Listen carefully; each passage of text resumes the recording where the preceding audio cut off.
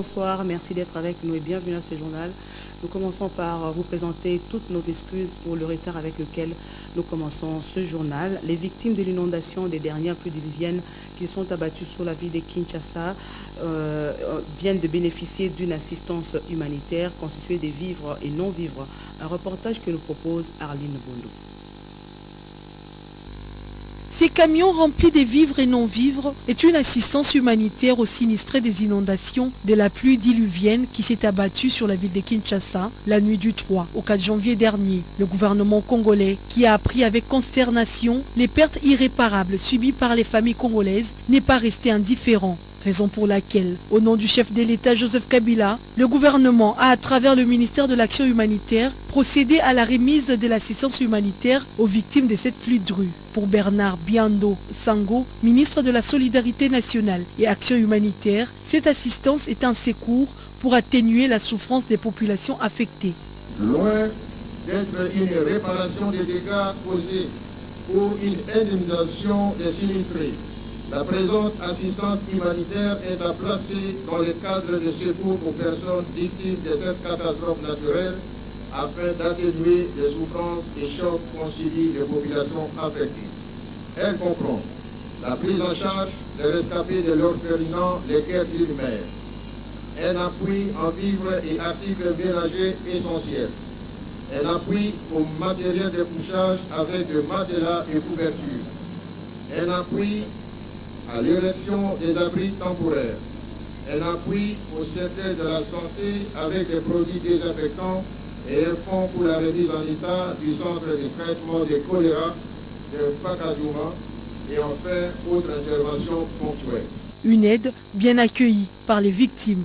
Merci Makasi pour Babanda qui n'a pas banda de 4 na tongo si les logos tozali de 11 toye kozwa biloko ya kolia ya bana bakopo misika ya bana balala topesi merci na papa topesi merci na baministre nyonso gouvernement mobimba topesi pe merci na bato basungaki biso mpona kosauve bana oyo tolobi nzambe apambola mokonzi ya mboka apambola mboka na biso Congo. Précisons également que la charge des distributions de cette assistance humanitaire est confiée au gouvernement provincial de la ville de Kinshasa qui va travailler directement avec les bourgmestres des communes et chefs de quartier. Parlons santé à présent. Le ministre provincial de la Santé du Congo central a tenu ce jeudi une réunion stratégique avec tous les cadres de la santé pour lancer la riposte au choléra qui ressurgit dans cette partie du pays. Sachez que 5 zones de santé sont concernées par l'épidémie de choléra. Boma, 12 cas ont été notifiés, Matadi 18 cas, Kimpese 16 cas et Kivulu et Boko 13 cas. Un reportage que nous propose depuis Matadi notre correspondant Jean-Claude Kidoum.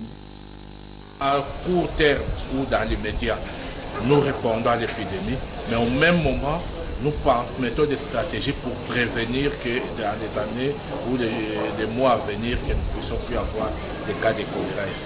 Comme ça, nous avons identifié différentes stratégies et chaque stratégie aura des activités que nous avons commencé à mener. Dès aujourd'hui, je crois que vous avez suivi, chacun a été responsabilisé dans ce qu'il doit faire dans les médias pour la situation qui est en cours, puisque à ce jour, nous avons des cas à Matadi, à Kimpese, à Borokifulu et à Boma. Le vibrio est dans la nature et chaque fois que les conditions d'hygiène se détériorent et d'assainissement, ça réapparaît et les gens s'infectent. Le choléra, ce n'est rien d'autre. C'est prendre ça et amener dans la bouche. Donc si on coupe ces liens-là, prendre et amener dans la bouche, c'est fini. Même si le vibrio est dans la nature, il ne viendra jamais chez l'homme. Donc c'est simplement ça. Alors pour couper ça, c'est l'hygiène. D'abord c'est bien se laver les mains, ne manger que des soirs sûrs. Le gouvernement provincial, qui a le devoir d'assurer l'accessibilité aux soins de santé à la population, n'est pas resté en marge. Il joue sa partition. Notre province risquerait d'être comptée parmi les sanctuaires. Vous voyez, donc il fallait nécessairement rechercher à tout prix pour éradiquer vraiment ça. Parce que pour y parvenir, donc il fallait quand même que nous puissions, il y a un tas de mesures à prendre par rapport à la sensibilisation, par rapport à la riposte, par rapport à la communication, par rapport à l'appropriation, parce que c'est chacun, en ce qui les concerne, qui doit s'approprier de certaines vertus, de certaines pratiques pour que nous puissions éradiquer.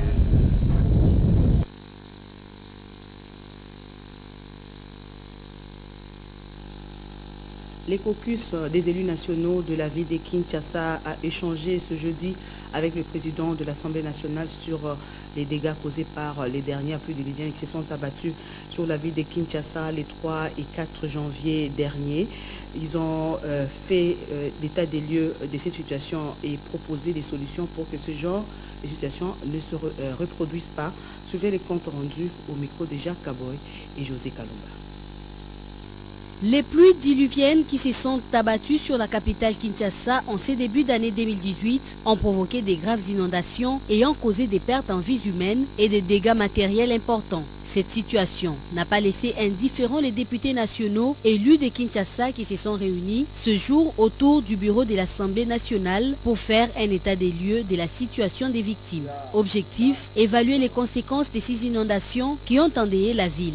À l'issue de la réunion, le caucus des élus de Kinshasa ont réitéré leur compassion aux familles éplorées. Nous avons tenu premièrement à réitérer notre compassion aux familles éplorées.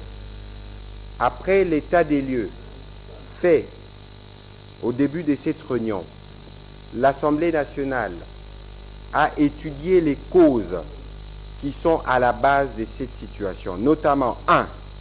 Le non-respect et le manque des connaissances des dispositions légales et réglementaires relatives à l'urbanisme et au lotissement urbain. Après échange et débat, le caucus a formulé plusieurs recommandations au gouvernement. Nous recommandons qu'un budget spécial soit alloué à l'Office de voirie et drainage pour que dès demain ou dans le meilleur délai, que ces travaux commencent pour prévenir les pluies attendues dans les prochains jours. La mise en œuvre d'une véritable politique de gestion des déchets. L'interdiction de la vente de produits en plastique. L'Assemblée nationale recommande aussi la mise en œuvre d'une politique structurelle de la gestion des villes pour éviter notamment le phénomène d'exode rural. Par ailleurs, les députés nationaux ont salué l'élan des solidarités nationales exprimé par toutes les institutions de la République ainsi que la population congolaise elle-même à l'endroit des sinistrés. En dehors de la ville de Kinshasa, en prévision de l'ouverture de la frontière congolo-angolaise de Kalambambouji et des autres frontières qui ont été fermées suite aux troubles survenus récemment dans la province du Kasaï central, les experts congolais et angolais ont entamé des travaux préparatoires. Ces travaux ont commencé depuis ce jeudi à Kananga et depuis Kananga, espérant Daniel Kamboulou pour Digital Congo. Les temps aux travaux en commission des experts de 4 provinces congolaises, Kasaï central, Kwango, Lualaba et ceux de Lunda Norte d'Angola.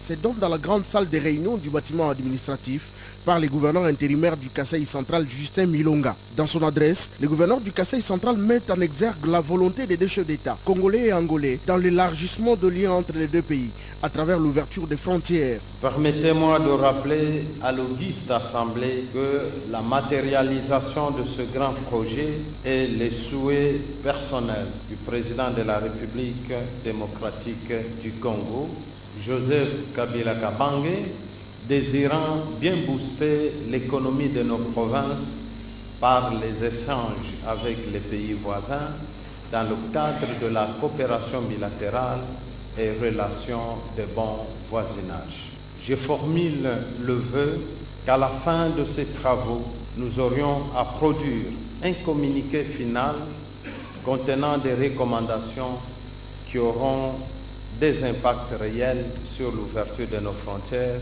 et les quotidiens de nos différentes provinces. La délégation angolaise est conduite par Alfredo Lourenço, ministre de l'Intérieur de Lunda Norte. Le gouverneur Marc Manyanga du Kasaï est présent à ces assises, au même titre que son collègue Emery Kaputu Vita du Kwango. Le ministre de l'Énergie de Lualaba, Alexandre Ngoï Kawaya, conduit la délégation de sa province. Des commissions sont mises en place, celle de la défense et sécurité et ordre public, ainsi que celle de l'économie et socio-culturelle.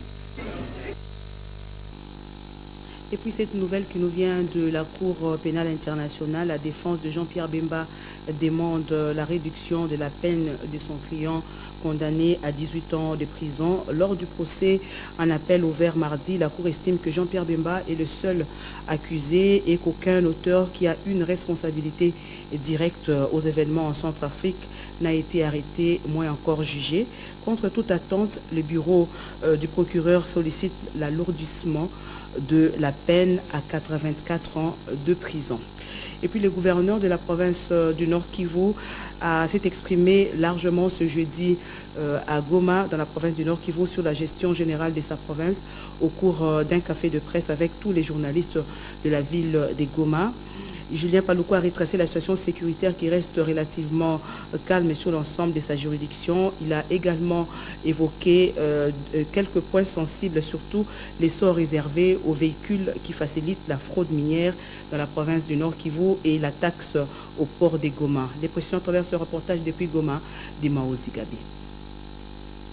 Les premières informations nous signalent ceci, que l'objectif de cette barrière au niveau du port, c'était d'empêcher effectivement que n'importe qui ne vienne s'infiltrer dans ces installations portuaires au motif que c'est un passage qui relie la partie ouest de la ville vers la partie est.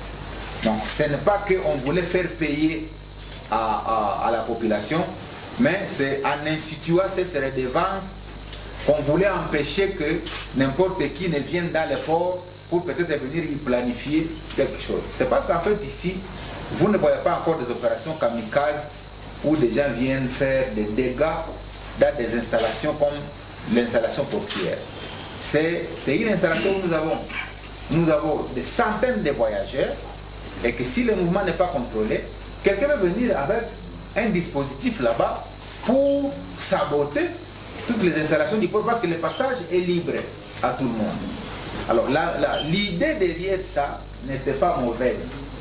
C'était vraiment de limiter l'accès à cette structure qui fait voyager des centaines de gens par jour dans des bateaux aujourd'hui qui n'ont pas encore connu des catastrophes comme ailleurs. Mais quand on est autorité, on prévient contre la fraude minière, intimidée ou pas. Je vous informe qu'elle travaille sous mon autorité. Parce que la commission est une commission que nous appuyons, que nous accompagnons. Et tout ce que vous avez vu là-bas, ça fait mal. Pas seulement mal aux autorités, disons aux fraudeurs congolais, mais ça fait mal à tous les acteurs internationaux qui sont dans cette mafie.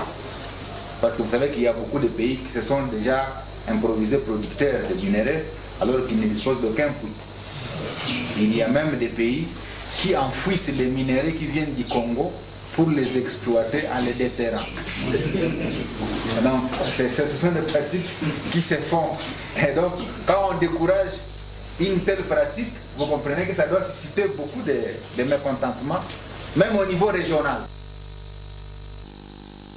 Toujours à Goma, sur le plan économique, sachez que 20 échantillons du café produit en République démocratique du Congo ont été dégustés à Goma, dans la province du Nord Kivu, par des dégustateurs internationaux venus de l'Afrique de l'Est. Ce test, qui est une première en République démocratique du Congo, va permettre la revalorisation du café congolais sur le marché mondial afin de lui donner un bon prix en rapport avec sa qualité. Une fois de plus, Mao Zigabe, José Kalumba. C'est une première en République démocratique du Congo. Des experts internationaux en dégustation du café se retrouvent à Goma pour tester 18 qualités du café afin d'en sortir 12 meilleurs, dont l'excellent café fera l'objet des ventes aux enchères, selon l'un des responsables de AFCA, qui est une association africaine des cafés de spécialité, traduit ici par l'expert burundais en dégustation du café. The first one is economic, which is I think where we need to start from. We hope that the winners who make it to the top 10. Raison importante, et la première c'est l'économie.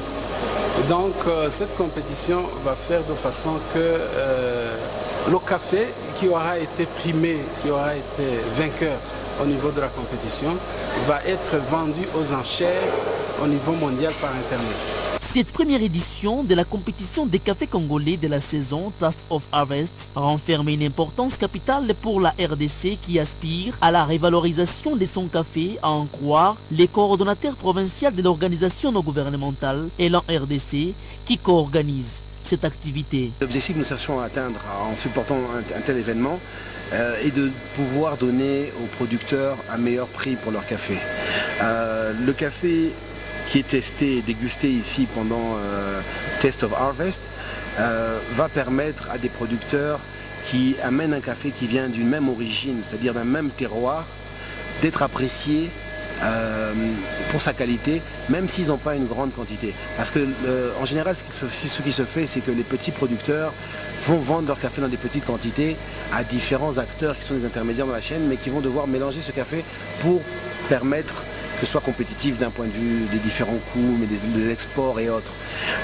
Alors qu'ici, ce café va être vendu aux enchères et pourra être acheté par sac. Et donc les petits producteurs vont pouvoir amener un café qui vient d'un même terroir, avec une même origine et qui a une certaine qualité, qui va être appréciée pour cette qualité-là. Après plusieurs explications sur le bien fondé de cette compétition du café arabica congolais, les dégustateurs ont commencé à savourer ses spécialités pour dénicher les vainqueurs. Pendant ce temps, l'ambassadeur du Japon en République démocratique du Congo et les représentants du programme alimentaire mondial ont échangé des notes relatives à l'aide humanitaire du gouvernement japonais à la République démocratique du Congo. Il s'agit de près de 1 800 000 $ américains destinés aux cantines scolaires de la province du Nord Kivu et de Tanganyika. Julio Kaluvanda, José Kalumba signent ce reportage. Ces échanges entre le ministre de l'enseignement primaire, secondaire et professionnel Gaston Musemena et la délégation japonaise ont porté le note relative à l'aide alimentaire du gouvernement japonais à la RDC. Il s'agit de près d'1 800 000 $ américains destinés aux cantines scolaires des provinces du Nord Kivu et du Tanganyika. Cette assistance alimentaire mise à la disposition du PAM vise à renforcer la sécurité alimentaire et nutritionnelle des enfants. La cantine scolaire est un élément indispensable dans la lutte contre toute menace à la santé et l'intégrité des enfants. Dans cette optique, le Japon s'engage à soutenir les efforts du PAM et de la République démocratique du Congo en fournissant la nourriture aux enfants qui sont des ressources humaines importantes pour le développement d'un pays. Le ministre de l'EPSP Gaston Musemena a exprimé sa gratitude au gouvernement japonais pour cette assistance alimentaire. Sans préjuger de la qualité de nos échanges, je voudrais affirmer notre profonde gratitude au gouvernement du Japon qui ne cesse de nous soutenir car en ce début du 3e millénaire, l'agriculture dont la fonction est de nourrir l'homme fait face à de nouveaux enjeux. Elle est appelée à contribuer à la réalisation des objectifs variés, dont l'ODD 2, qui soutient les PAM, et la contribution à l'ODD 4 pour une éducation inclusive de qualité en faveur de la jeunesse, espoir d'un nouveau Congo.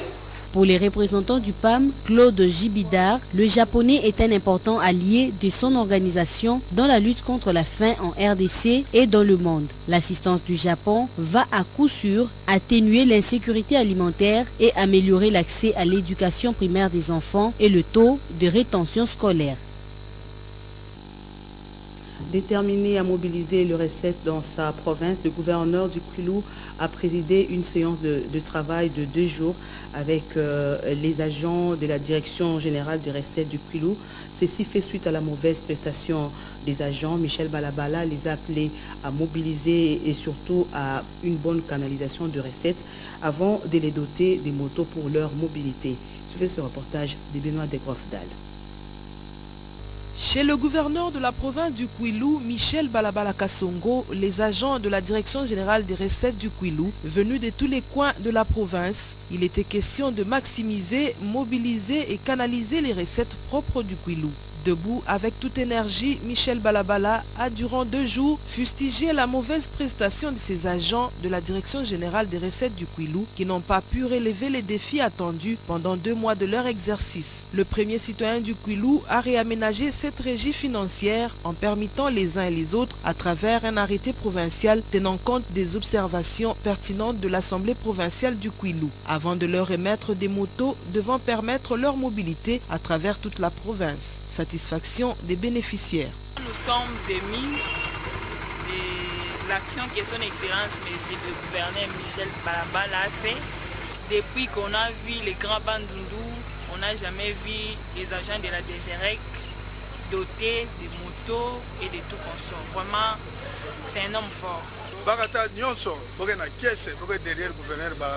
Le gouverneur Balabala est le premier à doter les motos à cette régie de la province du Kwilu. Confiance un peu, ça qui veut sa confiance. On lui assure que satisfait. Notez que le gouverneur du Kwilu, Michel Balabala Kassongo, veut voir la DGREC plus haut selon les recommandations de la 6e conférence des gouverneurs tenue à Goma.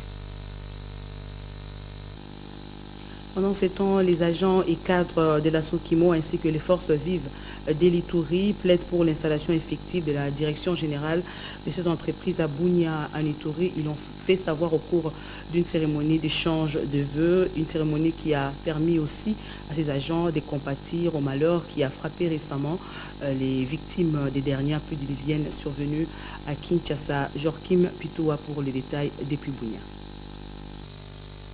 Plusieurs raisons sont à la base de ces plaidoyers des agents et cadres de la Sokimo ainsi que des forces vives de l'Ituri. Il s'agit, entre autres, de suivre de près les activités d'exploitation minière, source des revenus de cette entreprise. Il l'a dit mercredi à l'issue d'un échange de vœux entre le directeur général et le personnel Sokimo à Bunia, initiative oublié il y a 10 ans. L'occasion pour l'honorable Upio Kakura et les agents Sokimo Ituri de compatir avec les victimes de l'inondation survenue à Kinshasa qui a coûté la vie à 3 affaires de l'un des agents Sokimo Kinshasa. Ce plaidoyer des agents et forces vives de l'Ituri est soutenu par les députés provinciaux. L'honorable Guillet Lobeya salue cependant la présence régulière du directeur général à Bunia qui est déjà bien installé dans son bureau en plein centre-ville. Donc notre point de vue, c'est qu'on puisse déplacer les sièges sociaux à Bunia